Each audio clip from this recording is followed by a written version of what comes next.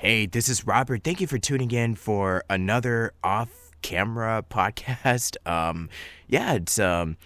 Well, at the end of the day, I haven't really done too many of these because I mostly just do on-camera and stuff like that. So it's nice to just flip the table and, just get the best quality with our actual, setups instead of just being out in my large echoey reverb room and, all that stuff. So, I'm in my closet just so you could get the best quality imaginable. But enough about that. I always ramble on, so bear with me. Good, Thank that's you so much. okay. And yeah, exactly. I mean, it's just like 10 a.m. my time. So, regardless, thank you for joining me. And today we have a lovely special guest in the corner.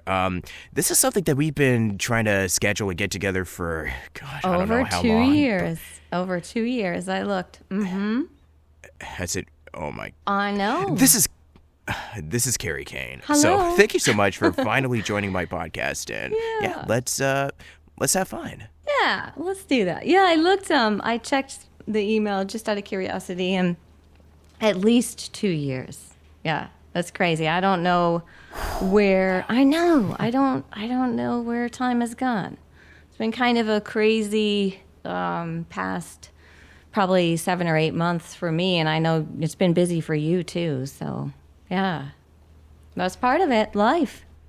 Exactly. Mm-hmm. But I know we'll probably have some stuff to discuss like in this interview. So regardless, I'm glad we finally, and I really do mean finally, we finally I know. made it happen. Yeah, me too.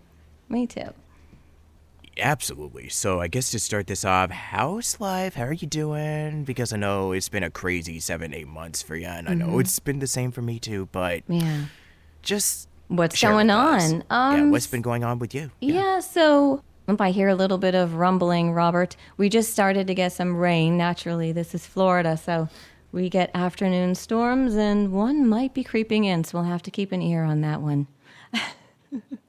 Well, let's pray it. All will be well and stable. Well, you'll hear it. Yeah. And that might be a quick interview. I don't know. It's probably going to be like, okay, prayerfully the audience wouldn't, hear anything. But yeah. Too. Regardless, I'm just glad that everything's kind of going well for you. And I think before we hopped on here, you sent me an email about the zoo, so I figured that would also be a good starting point. Yeah. With both of us being animal lovers. So you are too. Oh. Yeah. So for the past almost 3 years or so, I work. It's volunteer, but believe me, it's work at a zoo, and I love it. Part of the reason why I haven't done one of these kinds of interviews before is, even though I've done voice acting, I have done some on-camera commercial work and things like that. And at the zoo, I basically greet the guests and I talk to the guests all about the animals. I'm not a kind of like, look at me, listen to me, this is me kind of person. Normally, I kind of just try and blend in with the background, which sounds so strange, being an actor. But one thing I have learned with all of this is that a lot of actors, musicians, artists, a lot of us are not super extroverted people. So that was interesting. But at the zoo, I greet the guests and I talk all about the animals, and I help out in Africa and an area called the rainforest. So between the two places, there's rhinos and giraffes and capuchin monkeys and spider monkeys and capybaras and sloths and just so many animals, which normally, again, like I was saying, I'm not really a, hey, how you doing, kind of in-your-face person. But with it being animals, I can do it. So it's kind of interesting. What about you? So you're an animal lover too? Do you have any favorites? I'm just a sucker for dogs. Oh, yeah. How can you not be? They're incredible. They're Yeah, incredible. I'm sorry. I'm sorry. You were gonna say something before. No, just that, that's something that I've kind of learned from working at the zoo is when I first started there, somebody said, what's your favorite animal? I don't know what I would have said, but being there, you learn so much about each and every kind of animal, and then the individual animals as well. Like they all have their own personality. Some of them are shy, some of them are sassy, and each and every one has this fascinating thing about them. So before I go in, even though I've almost been there 3 years now, I still feel like I need to review my notes because there are so many animals. And so I have these little note cards, and me being like this, I don't know, not having faith in myself or whatever, like I'm not going to remember. I review these cards before I go in. And we have an ostrich, and he has a friend now, which is good. But so we have this ostrich, and one of my note cards says, when the ostrich is, he feels like he needs to defend himself. He makes this really loud noise that sounds like a lion. And so I keep looking over this note card and reading it and like having it in my head. And then I was like, you know what? I'm going to YouTube and kind of see what exactly does this sound like. And I think it was Facebook. They had as an ostrich farm, and the male ostrich makes this incredible sound. There's like so much you can learn. Like I look up ostrich farm Facebook, male ostrich, the sound he makes when he feels like he needs to defend himself. It's just like a sound like you just can't even imagine. I figured it would be like an emu, kind of deep and bassy, and it is deep and bassy, but it's almost like an owl, like a pitched, slowed down owl sound. So, like, there's just so many things to learn about each and every one of them. So, yeah, dogs, jaguars, capybaras, they're all really amazing. It's really neat. Yeah, you really do love your animals. Oh my gosh, yeah. Yeah. Yep. We've got rhinos and giraffes and just all kinds of things. It's really neat. It's so, the animals along with voiceover and acting has, I don't know about you, probably you have this list in your head of things you want to do, things you want to try. And, animals, always been one of them. Acting, always been one of them. So I try and just, do things off that list when I can. So that's voiceover has always been, actually just acting was always on that list. I didn't even really think about voiceover in the beginning. So it's kind of interesting. Yeah, it really does make you think, don't it? Yep. Yeah, when we were in Seattle, I don't know how this came about, but there was a class, like an on-camera class, and so I commuted into Seattle for that. I think it was like 6 to 8 weeks. I'm not sure. But I did that, and my first time doing anything like that, so nervous. But it was pretty fun. So I did that, and then I think it was in the Seattle Times where I saw this article, and it mentioned, this voiceover class also in Seattle, and I just thought it sounded really fun. So while I was doing the on-camera class, I started the voiceover class too. And I think there were like maybe 12 of us in there, all of us nervous, first time for all of us doing that. And both teachers for the on-camera and the voiceover class were really, really great, and just in making us feel comfortable, because have you done classes like that? You mean like those that are Acting, like just on camera? acting, voiceover. Yeah, just act. Yeah. I mean, I've done many voice acting. I've probably done a few acting stuff-ish because since I've been doing a lot of this remotely, and I know there's a lot of resources here in LA. Oh, or for OC sure. that offer like in-person acting or improv, just theater and Everything, pretty much. just offer a little bit of everything. Speaking of improv, so when you do move out to the West Coast, have you considered like maybe doing something like, I don't know, Groundlings? Because I know it's a really good like area where you can just grow in comedy and improv and just I mean, really dip your toes in. Yeah. I so I haven't even really. I know I have flown to California for a few classes before I did a Bang Zoom class, and I also did a looping class with Terry Douglas, which I loved. But the Bang Zoom class with Tony Oliver was also amazing. That was my first time being in this studio where there's a huge screen, right? And my character's on that screen, or the one I'm going to voice. And it's just this massive screen. And the engineer is, measuring the mic, like where it needs to be for me. And I just have this big smile on my face.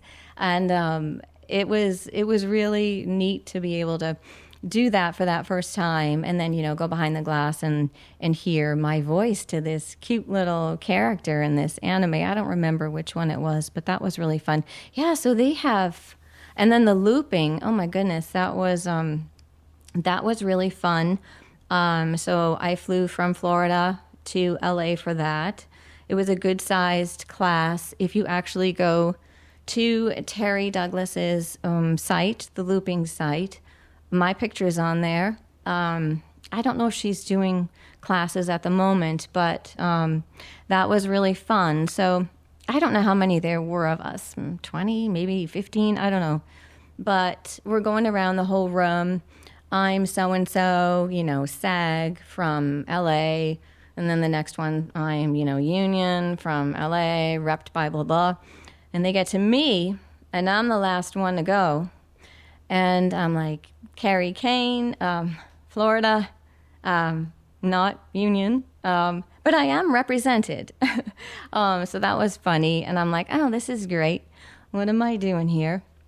And then the teacher had us, go up to the mic.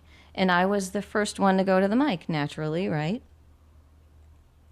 Excuse me. And so, oh my gosh, the first thing that we did, I'm like shaking like a leaf. But I'm up there, I'm up there, and she's sitting right there beside us as we do this. The first thing we do is, it's a scene from Ghostbusters where I think it's Sigourney Weaver as a dragon. And she's falling. She's falling from the top of the building. And so that was what we had to do. We had to voice her, like, just falling, So I just screamed. Like, I just did this super long, kind of like, I don't even remember. But I did it the entire fall. And at the end of it, my voice just ran out. There was no more sound left. And it just happened to time out perfectly. And she probably knew that because she was sitting right beside me, but all the other people in the class were like, wow, that was so great. And then they tried to do that as well. And she's like, no, don't worry about that. Well, we would handle that in post, but oh my gosh, but it was so fun. Yeah, there's so much opportunity there. Yeah, when we get out there, I am represented by a couple of California agents, so I figure, it'll be good to be local, have more of a chance at some of that local stuff. So I'll do that, and for sure classes, for sure. Because meeting people, just plus the voiceover community, just meeting like-minded people is so great too, isn't it? It's good. Exactly. So what was something that because we could just have so many stories about voiceover and acting and all that stuff. So what was something that really was instrumental on helping you on your journey thus far in all the years that you've been doing voice acting and so on and so forth? Well, so like I said, I did that. I started with that voice class in Seattle, and I think it was the second or third class in where my teacher said, you remind me of this person. And I mean, I've always watched cartoons and all that stuff, but as far as knowing the names of the people who were doing the voices, I don't know. And still, even to this day, I kind of don't really know. So she wrote down this name on a piece of paper, and I look at her and I'm like, I don't, I'm sorry, I don't know who that is. And she said, well, when you get home or when you have time, look her up. And so I was like, okay, shoved it in my pocket. And, I think the next day or whatever, I looked it up and it was Kath Soucy. So I was like, and then I looked more into this person and I was like, okay, well, maybe there's something there for me, to kind of pursue this. So that was encouraging for sure. And then... Yep, right on. Yeah. Continue. Yeah, so, sorry, I'm sipping some tea. I've got this really scratchy throat, so when there's little pauses, it's me sipping my tea. So that class, it was really this whole class. So that was encouraging, and then we went through the whole class, 6 to 8 week class. Might have been 12 weeks, I'm not sure, but... near the end of this class, a lot of the other people were talking, the other, students were talking about this thing at the time, which, I mean, I didn't know anything about it. I'm brand new to all this, and who knows, maybe they had been around for a little while at that time, but they were talking about something called a pay-to-play site, right? Am I saying that right? Pay-to-play, yes. And so I didn't know anything about it, but everyone was talking about it. They're like, you can, sign up for this free account and you can still do auditions. And if the company say, okay, you can use this for your demo, you can kind of, patch together this demo and have it up there. So we all were going to do that. And I did that. And one of the girls from the class, who we stayed in contact, she did it as well. And I think I got my first job from that was a, hello, you have reached blah, blah, blah, press 2, or something like that. That was my first one from that. But then I think it was like a month after that, somebody reached out to me, an agency reached out to me, and just, to see if I was, interested in doing a 6-month trial run with them. I can't remember, they must have emailed me. So I reached out to my friend from the class and she said, I heard from them too. She's like, are they real? We don't know because we're new to this. So she reached out to a professional voice actor who's also a friend, and she said, yes, this is a very real agency, and you want to do this. So we were like, okay, let's do this. And I don't know if this other gal is still doing voiceover. She was really, really beautiful voice for narration, documentary, but I'm pretty sure she and her husband have their own company, so I don't know if she's still doing it. But so we did this 6-month trial run with this agency, and I think this was kind of a fluke.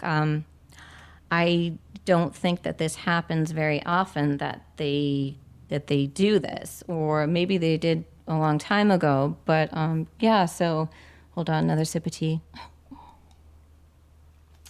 So the trial run, a few auditions in, my agent, hey, Kerri, just, you got to pick up the energy with this and just kind of some feedback. And I'm like, okay, I'll do that. And I think there was probably maybe one video game audition, within the month. And then the Nintendo one came pretty quickly as well. And oh my gosh, right, being such a huge Nintendo fan, again, we have those lists in our head, right? And then we have like a dream list. So mine was like, okay, I'll try this voice acting. And who would be, great to do voice work for, well, Disney, Marvel, DC, Miyazaki, and Nintendo. So just getting an audition for Nintendo was, I was so excited.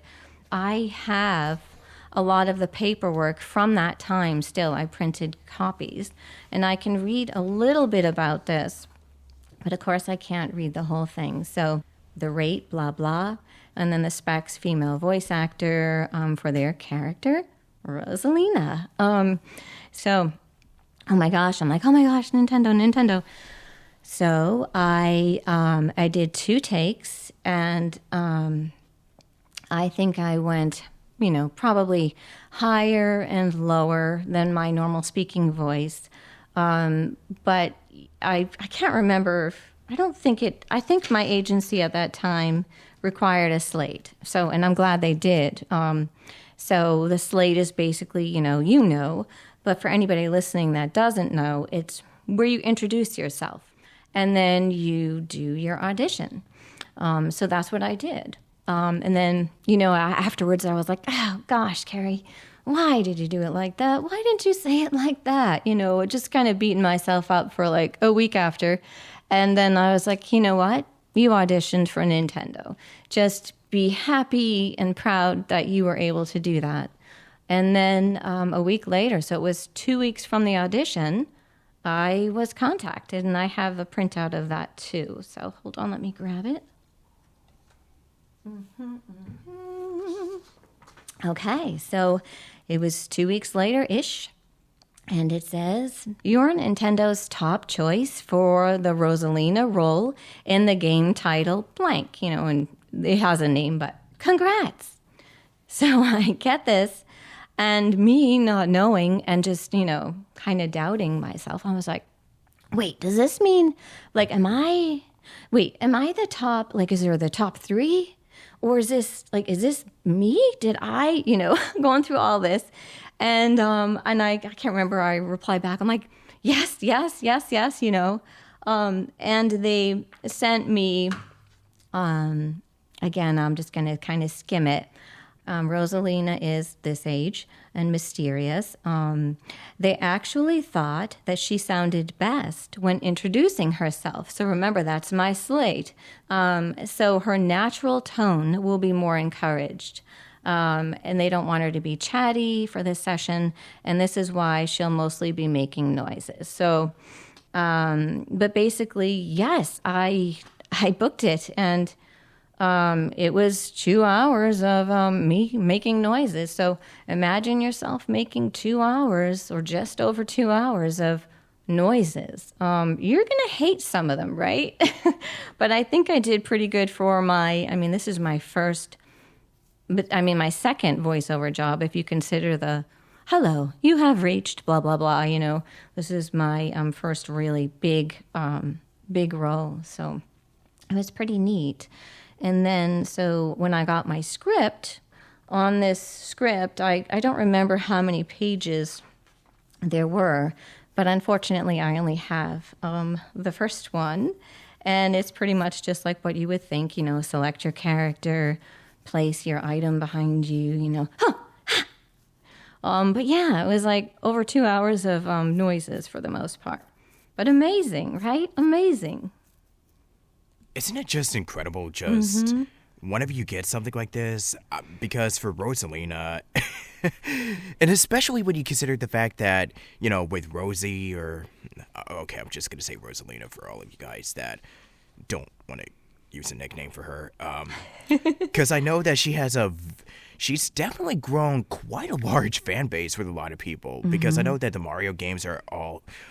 it still is like a very massive franchise, but sure. Rosalina definitely has gained quite a, like I said, her popularity just kind of exploded. She's been making, you see her in the Mario Kart games, Mario Party, yes. so on and so forth, in the video games. So she's really definitely making her rounds for the last decade-ish or so. Yeah, and I kind of knew that when... I didn't know that before I went in there, but I knew that when I went in there. There were, keep in mind, first time, big recording, right? at least 5 people in there, at least. The first person to greet me was Leslie Swan.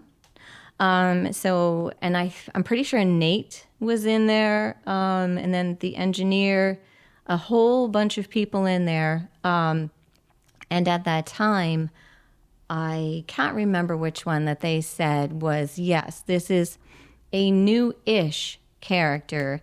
And I definitely got the feeling that, yes, she was going to be in a lot more things, from that point on. Yep, for sure. Not pretty neat. Yeah, it's still insane. I know, yeah. And it's kind of like, being a part of Mario and just being, at least a fairly big part that ended up leading to, more and more games and so on and so forth. It's just kind of like, oh my goodness, wow, I can't believe I'm in the... Yeah. I got to record a character in the Super Mario franchise. Oh, it's amazing. It's amazing. Yeah.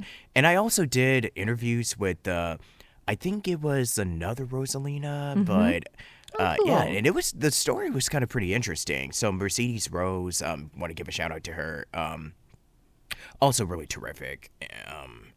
I mean, she was telling the story about how when she got the audition, it was just kind of similar to yours, like to your story. But I think at the time, like when they were doing the I guess the Rosalina, just kind of like, voiceover artist, just when they were doing like a sort of casting call for her, I think she wasn't available, or I don't know. I think she said something like, "Oh, it was just unavailability or re-auditioning." I mean, yeah, just watch the interview I did with her for more details. That's the but thing. yeah, Yeah. it's like, yeah, I didn't know.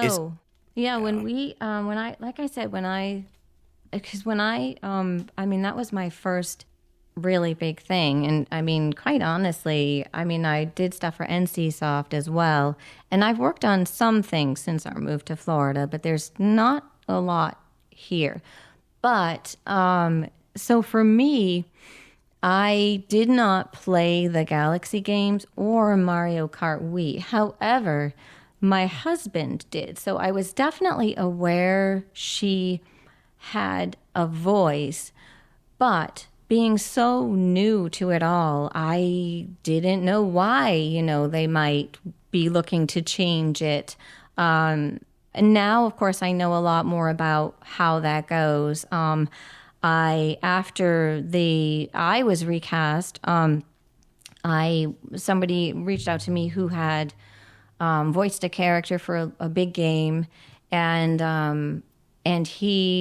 the whole company moved. The whole company moved. So he lost that role. He had a family, and in a life there, he couldn't just get up and move where the company was. So they ended up doing a local recast for him. So, and then sometimes, they just want to go in a different direction with the character.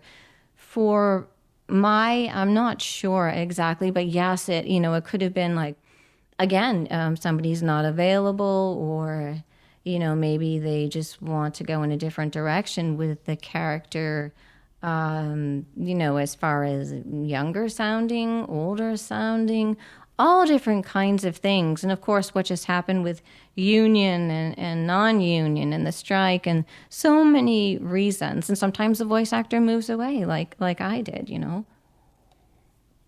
So lots of different things, different reasons for that. And I didn't know that at the time. Didn't even really think about it, honestly. I mean, very, very vaguely. Mostly I was like, oh my gosh, Nintendo. Whoa, okay. Is this real? I was like so excited and so nervous. And then before I knew it, I was in there and I was recording and then all that.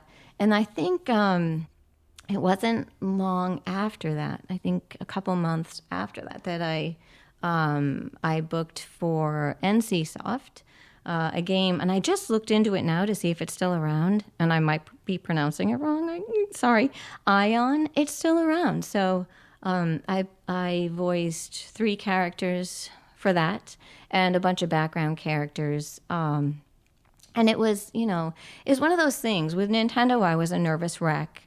I was nervous, right? So, and they knew it. And I don't remember who said it. I think it was the engineer. The engineers are usually, oh gosh, they're like your best friend. They're so great.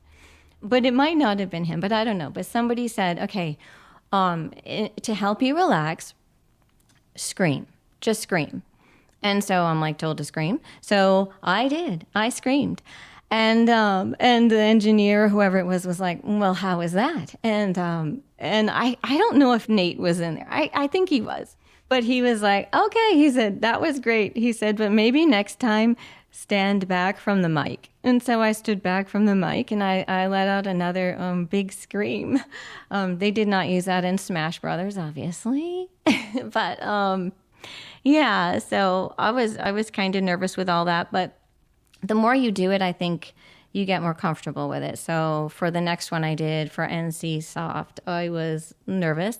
But while I was waiting to go in to record, I heard they must have been doing a dragon voice or something like that. So I was like in the waiting room kind of laughing at that. And then it was my turn. I was up next. And that was really neat. The writer of that part of Ion, I guess, was there. And I was like, well, how do I say this name? And she said, well, how do you want to say it? And I was like, okay, how about Skay Fear? And she's like, okay, well, that's it then. So it was really fun.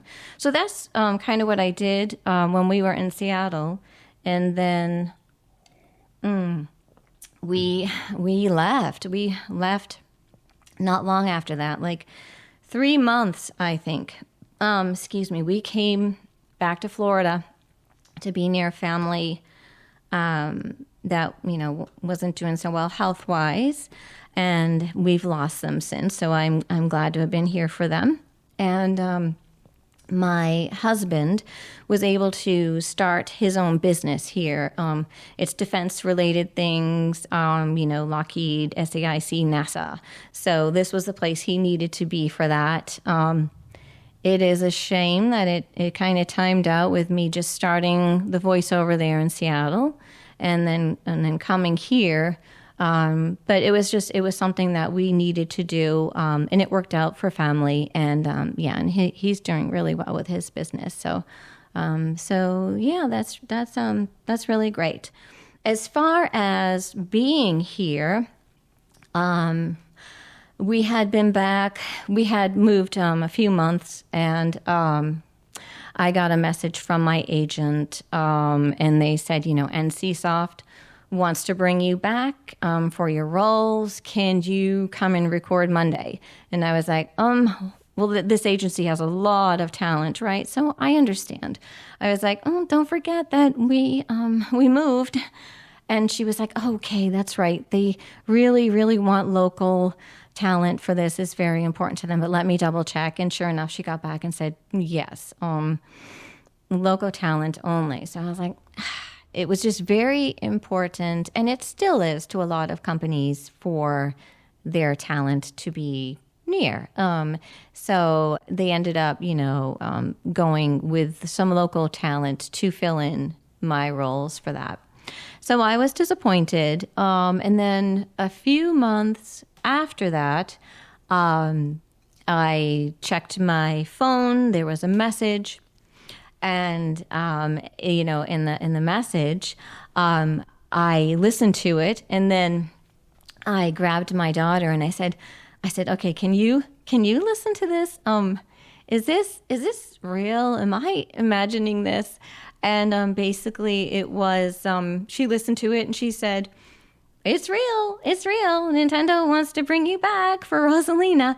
And so I do this noise when I'm super excited. I don't think I'll be able to do it now, but it's basically this loud, like I go, like it's terrible, but I do this really loud, I just get so excited, And so I did that, and I was so excited. And then I checked my email, and it says, and I have a printout of that too, of course, because this is just me. Checking your availability for Nintendo. Hi, Kerri.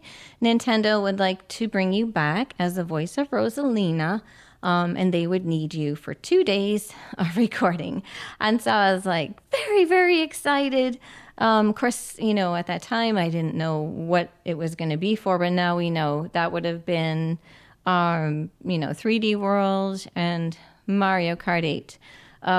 So I was so excited. And then I was like, but wait, look what just happened with NCSoft, but I have my fingers crossed. So I, again, reached out to my agent and said, oh my gosh, this is amazing. Yes, I'm available. However, again, don't forget, I'm in Florida now. And she's like, oh my gosh, that's right. I'm so sorry. She's like, let me reach out to them and see what they say. I think it was like a week later. I don't know. But they said, hi, Kerri. Unfortunately, we just found out that Nintendo has decided to recast with a local talent. Major bummer. So I was crushed. But one thing I found out, one of the gals I'm friendly with, who was repped by the same agency, she said, hey, I got a casting call for your character. What's going on? And I, said that we moved, obviously we moved. She knew that. And it was just very important to them at that time to have their talent be local.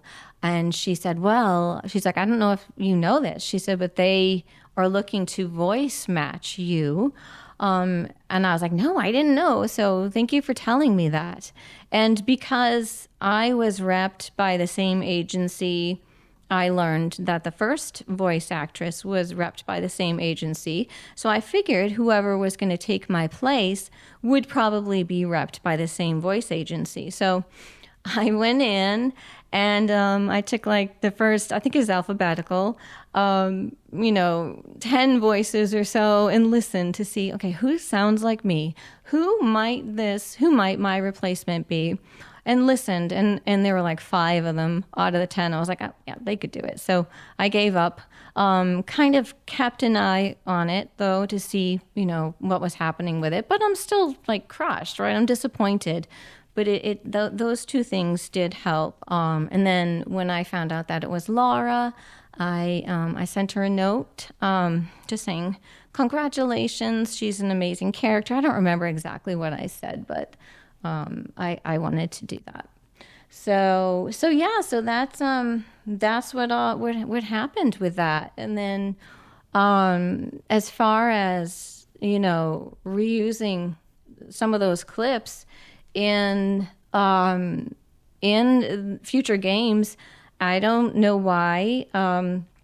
I think probably for like the arcade game and the Mario Golf and probably Smash, they probably just had been working on that, right? So, and my voice was already in there, and so it was just kept. But I have no idea, actually. Yeah, who knows? But no. I just want to give a shout out to Laura Faye Smith, and I'm praying that she's still. I just wish her all the best. Yes, super she's important. very nice, very nice. It's so funny. So we once in a great while will kind of send a hello, to each other, and I once in a while still get people, sending like just nice things. And can you sign this? And I have, and I've been sending things out here and there ever since. So somebody said something about Streamily or something like that, and I was kind of poking around on there, and I saw she was on there. So I reached out to her, and we ended up talking like a week later on the phone, and she was just kind of telling me about it, and we were just chatting, and I was like, well, this is baby steps for me, right? Because, I'm not shy, I'm not introverted, but I'm, more kind of quiet, keep to myself. So this is baby steps. But she's like, she's so sweet. She's like, you should, you could come, why don't you come to one of the conventions with me? If I'm doing one nearby, she's like, you can come in. And I was like, oh my gosh.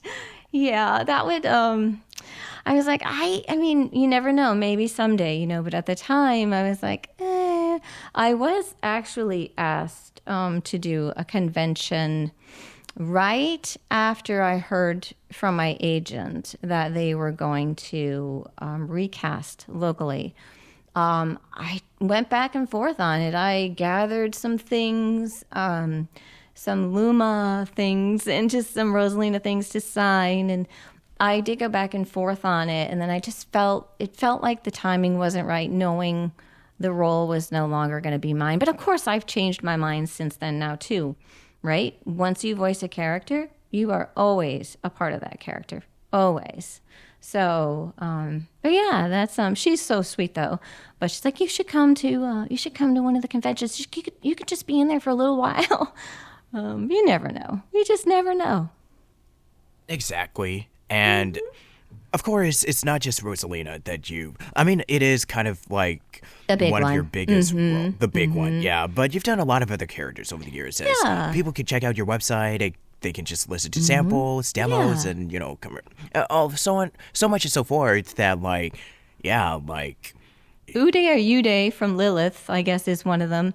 Uday, I don't know if you say Uday or Uday, but she's super cute. I don't think we could go over all of them. No, but she's super cute because she's kind of connected in a way to Rosalina because she has like a star hat and she has she has a telescope. She loves to look at the stars and she's just like, hold on, let me grab my umbrella. She's just super cute. So it's interesting that both of them are very star-based. But yes, for sure. I have done a little bit of voiceover for some theme park in China. So you hear this voice about the show coming up, or be sure to gather your belongings. That's me. And then just a bunch of, smaller characters. One of the more recent ones, I haven't been doing a lot of auditioning lately, but is a VR game called Wayfinders Escape from Aurora. And I have not played that game yet, but I am the ship's voice and the computer voice. And then, of course, there's our radio station called Radio Calico. And that is something we're working on a lot. It's a radio station, and it's ours. So give it a listen. I do some of the jingles on there. I hire voice actors, direct them, do all the special effects, purchase music for it. It is very time-consuming, but we're very proud of it. It's called Radio Calico, and you can listen right from the website. So yes, definitely, lots of little things here and there. Actually got to audition for the first time in a while for a couple things recently, and there'll be a couple more this weekend that I'm very excited about. So yeah, who knows? Yep. And I suppose on that note, what is the last, any parting words or last bit of advice that you want to share to those that want to also kind of dip their toes and get wacky and be silly, crazy, or just pursue whatever it is that they want to do just in this crazy world? Yes. Sure. Want to close this out? Yeah. Pretty much just what I've mentioned before in this chat. You do not need to be an extrovert or this big person to do anything that you want to creative-wise, whether it's painting, whether it's music, singing, voiceover or acting, any of that.